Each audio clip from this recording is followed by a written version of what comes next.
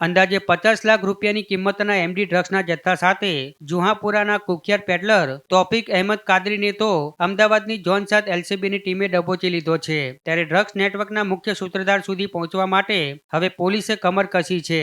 Ahmedabad LCB zone 7ની ટીમને ચોક્કસ બાતમી મળી હતી કે જુહાપુરા વિસ્તારમાં એક શખ્સ પોતાની કારમાં એમડી ડ્રગ્સનો જથ્થો લઈને ફરી રહ્યો છે।